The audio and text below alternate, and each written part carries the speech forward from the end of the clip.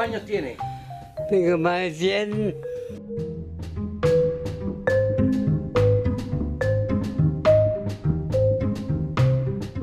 En Rigüeño nací yo. Aquí fui bautizado.